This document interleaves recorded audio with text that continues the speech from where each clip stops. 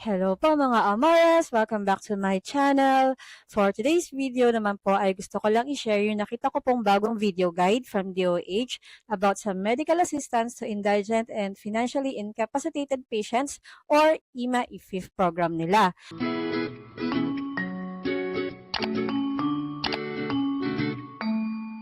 For today's video naman po ay gusto ko lang i-share yung nakita ko pong bagong video guide from DOH about some medical assistance to indigent and financially incapacitated patients or IMA-IFIF program nila. Ito yung program nila para matulungan tayo sa mga hospital bills, gamot, at laboratory test ng mas mabilis at iwas sa pila. Dahil napakaraming pwedeng matulungan po nito, kaya gusto kong sabay natin panoorin at himayin para malaman natin ang step-by-step process at requirements. Kaya tara, panoorin na po natin. Let's go! Alam niyo ba, may kaya man o mahirap, inpatient man o outpatient, pagdating sa bayarin sa ospital, pwede kang humingi ng medical assistance sa DOH. Paano? This is how we do it.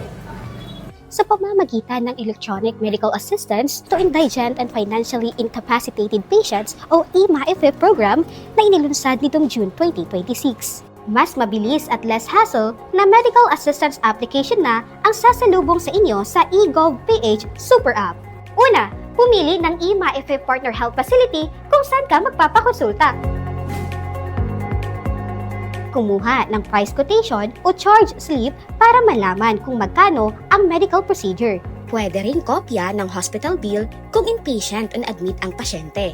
Makikita rito ang listahan at contact information ng IMA-IFIP Partner Health Facility kung saan mas pinadali at online ang pagkuha ng medical assistance. Paalala, madadagdagan po ang IMA-IFIP Partner Health Facilities dahil pinalalawak ng DOH ang digitalization sa mga ospital nito.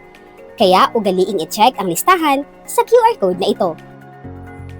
Pangalawa, sa nakasanayang proseso, tatagal ng ilang oras ang eligibility assessment sa Medical Social Service, depende sa dami ng pasyente. Pero sa makabagong paraan, mag-download lang ng eGov.ph Super App sa smartphone at i-search ang IMA-IFIP. Maaaring magpatulong sa medical social worker ng IMA-IFIP Partner Health Facility para sa application. Pindutin ang mag-apply ng tulong medikal. Pagkatapos, piliin kung mag-a-apply as self o bilang representative o guardian. Piliin kung anong patient type. Inpatient kung naka-admit o kailangang ma-admit sa ospital. Outpatient naman kung sumasailalim sa gamutan pero hindi kailangang ma-admit. Halimbawa, si Tatay Juan ay isang inpatient dahil siya ay namalagi sa ospital para sa operasyon sa puso.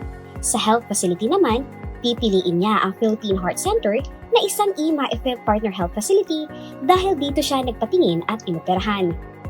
I-upload ang at least 2 requirements, government valid ID at alinman sa charge slip, price quotation o ang mismong hospital bill ng inpatient o na-admit na pasyente sa IMA-IFIP Partner Health Facility para makita ng medical social worker ang halaga ng medical assistance na kailangan.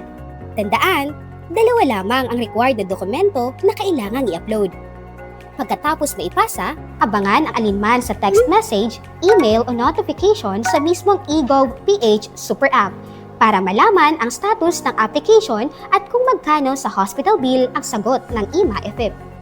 Pag-approve na, pumunta sa medical social worker ng ospital at ipakita ang QR code reference number para maproseso na ang aprobadong halaga ng medical assistance. Sa ilalim ng programa, sakop ang mga serbisyong medikal na ito.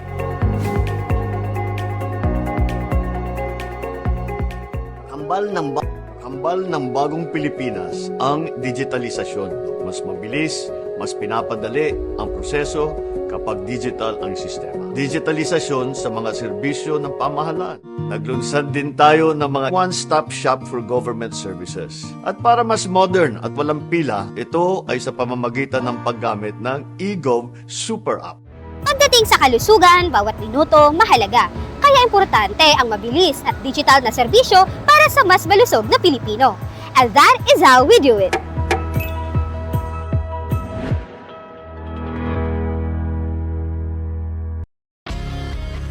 Paano nga ba mag-register para magkaroon ng schedule sa Bagong Pilipinas Presidential Action Center? Narito ang mga dapat gawin. Gamit ang iyong mobile device, pumunta sa eGovPH app. Pwede itong i-download mula sa Apple App Store o sa Google Play Store. Gumawa ng account. Ilagay ang email address, valid mobile number, pagkatapos ay makakatanggap ka ng one-time code sa iyong email. Gamitin ang code sa eGov app para sa verification ng iyong account at ng mga impormasyong ibinigay. Congratulations! Meron ka ng eGovPH app account. Pwede mo na ma-access ang iba't ibang serbisyo ng gobyerno kabilang ang mga serbisyo sa Bagong Pilipinas Presidential Action Center.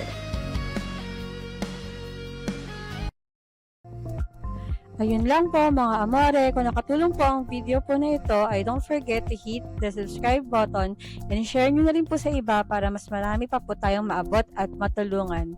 Salamat po, hanggang sa muli, paalam!